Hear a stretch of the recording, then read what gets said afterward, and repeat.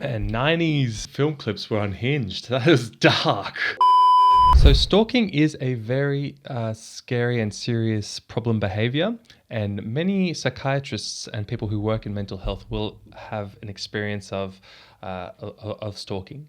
It's not that common, but when it happens, it can be very problematic. It's scary, and I've got to be very careful with a YouTube channel like this because it's going across the world. But I've never had any issues with it, but it is something I do worry about a little bit. But this video is "Stan" by Eminem, and it's featuring a song from Dido as well.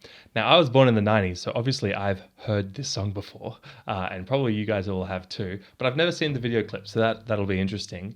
And I've never really thought about it from a psychiatric mental health perspective. If you guys are new here, my name is Sil. Dr. Sil is the name of the YouTube channel. I am a junior doctor from Australia training to become a psychiatrist. So I'm on the training program, and I make mental health videos in my free time.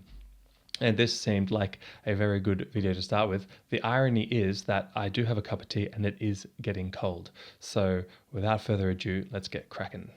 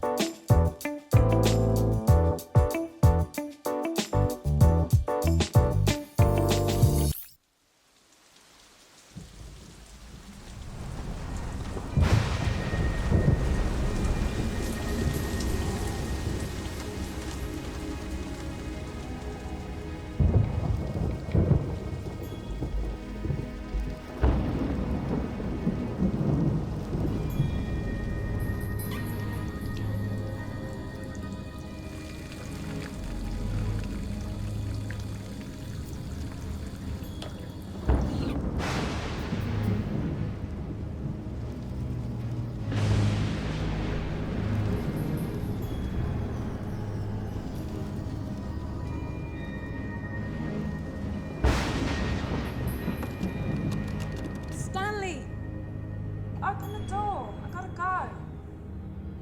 Stanley, open the door. Let me in. Stanley, open the door. Open the door. Let me in. That is Dido, right? What? Stanley, what are you doing to yourself? What the hell? You don't like it? Stanley! You like it? Stanley! What?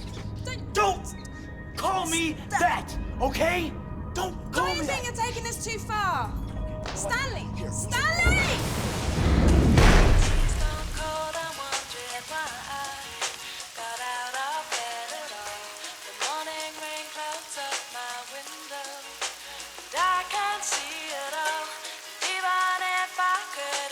It is Dido.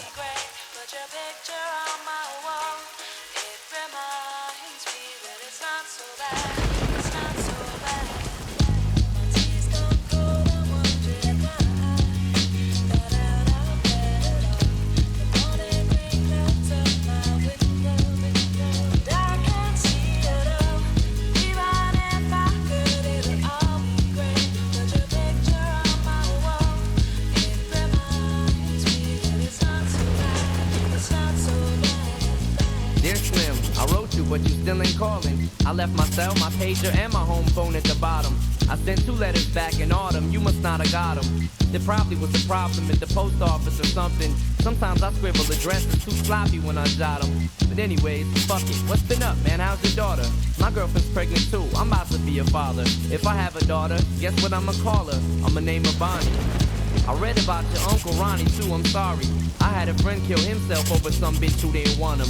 I know you probably hear this every day, but I'm your biggest fan. I even got the underground shit that you did with Scam.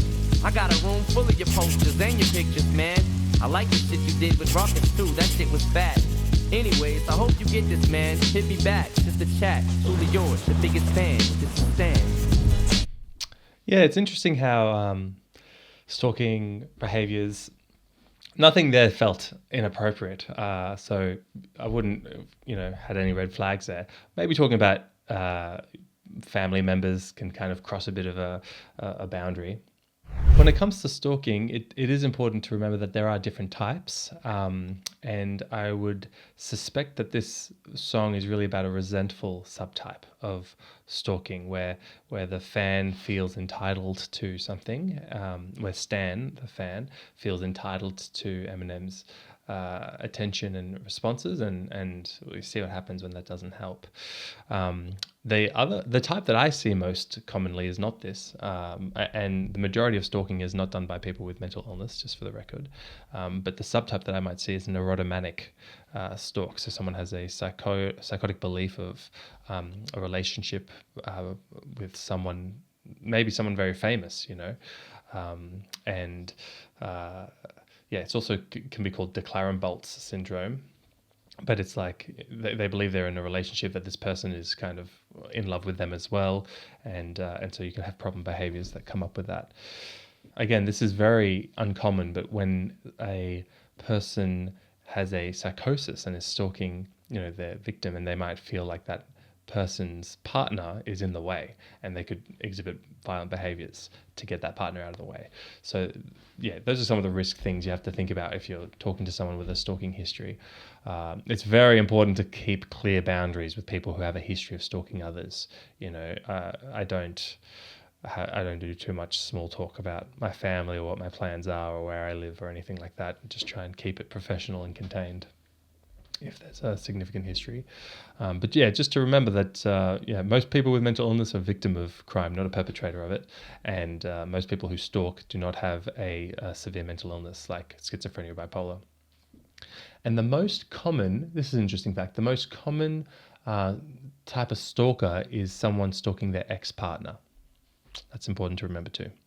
So it's usually relationships. So they often know the person they're stalking.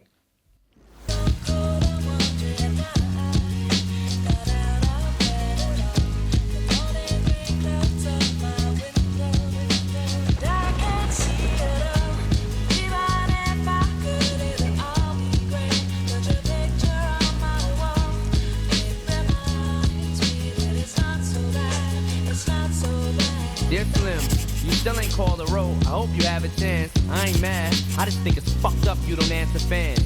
If you didn't want to talk to me outside the concert, you didn't have to.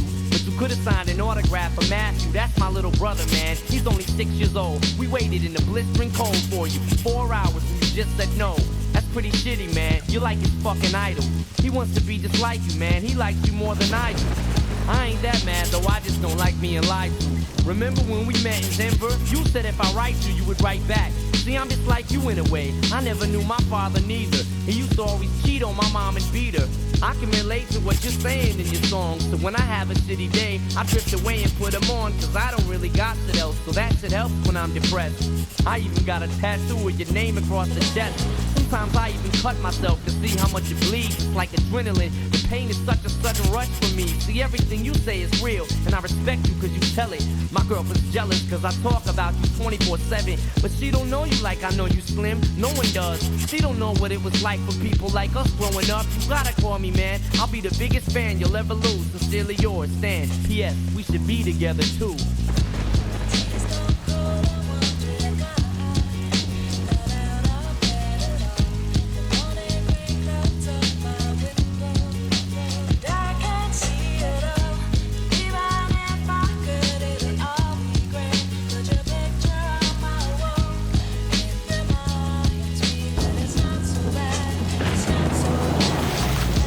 Before we go into the next verse, just to reflect on the last one, interesting that he talks about self-harm as a way of kind of regulating himself. So sometimes I even cut myself to see how much it bleeds. It's like adrenaline. The pain is such a sudden rush for me. This is something you do see commonly, and most cutting for self-harm is done as a mechanism to modulate or contain one's emotional dysregulation.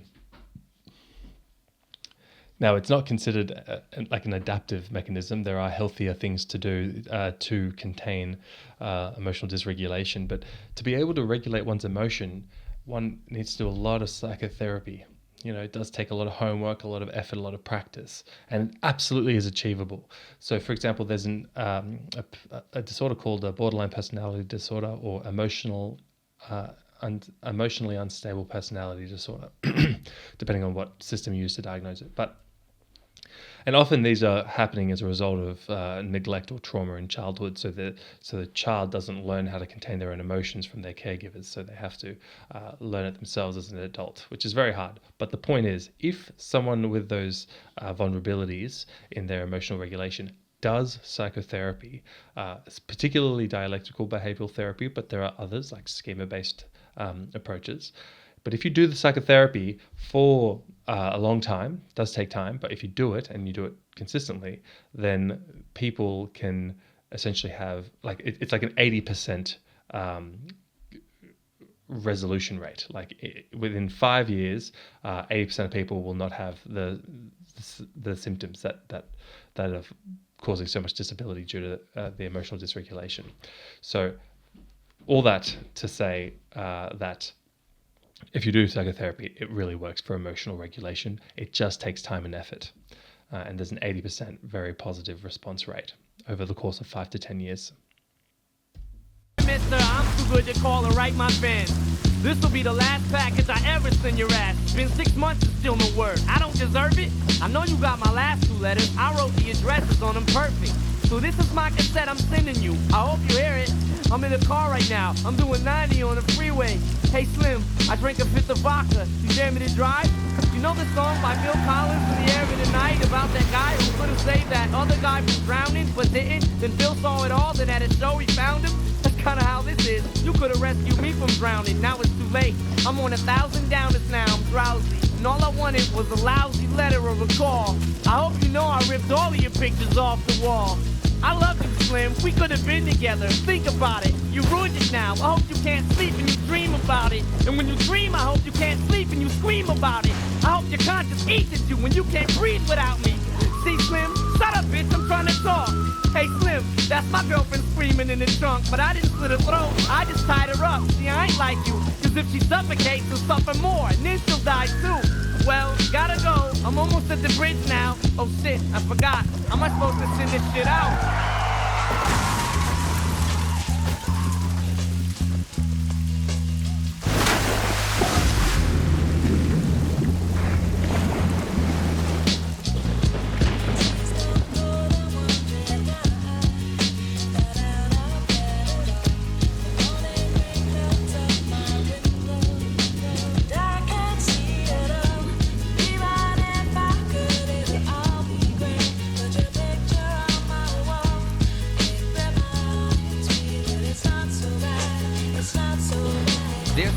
I meant to write you sooner, but I just been busy. You said your girlfriend's pregnant now. How far along is she?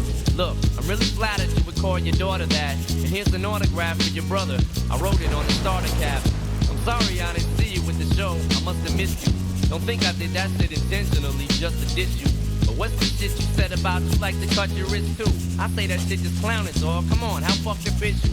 You got some issues, Stan. I think you need some counseling to help your ass from bouncing off the walls when you get down some. And what's the shit about us meant to be together? That type of shit'll make me not want us to meet each other. I really think you and your girlfriend need each other, but maybe you just need to treat her better. I hope you get to read this letter. I just hope it reaches you in time before you hurt yourself. I think that you'll be doing just fine if you relax a little. I'm glad I inspire you with Stan. Why are you so mad? Try to understand that I do want you as a fan. I just don't want you to do some crazy shit. I seen this one shit on the news a couple weeks ago that made me sick. Some dude was drunk and drove his car over a bridge and had his girlfriend in the trunk. And she was pregnant with his kid. And in the car they found it safe, but it didn't say who it was to. Come to think about it, his name was... It was you. Damn. I got goosebumps.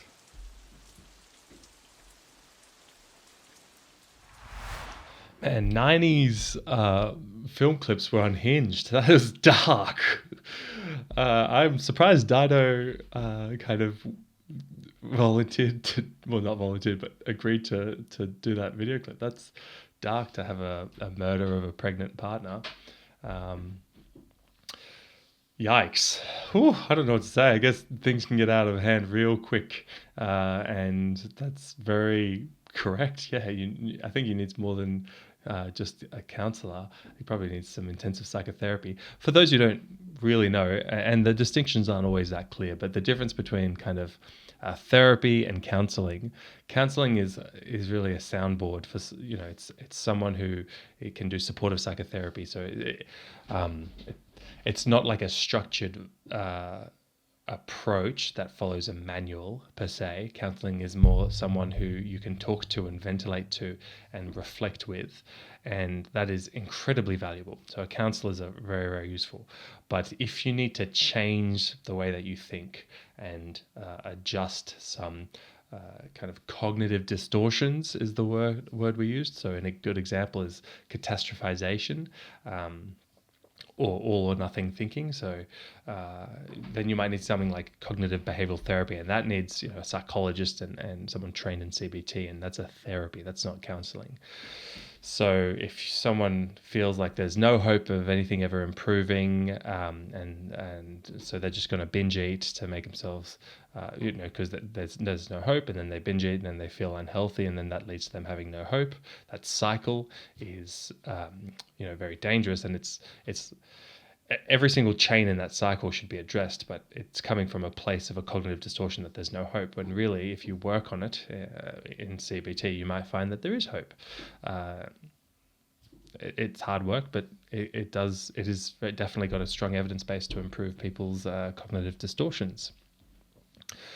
Anyway, that is it for this video. I really like Eminem, and he's very controversial, but he's just the old school stuff is there's some pretty silly things, and there's some really good things. But this was a really cool use of a song to explore fan stalking and resentful stalking. So I'm glad. I'm nowhere near as big as Eminem, obviously, but I've never had any issues with stalkers at work or on YouTube. Fingers crossed that I never do. But it is a very serious thing, and it is important to protect your identities online, guys. People can access so much of your data, so important to be sensible with that stuff. Yeah. All right. I hope you all have a beautiful day, and I'll see you all in the next video. Okay. Bye for now.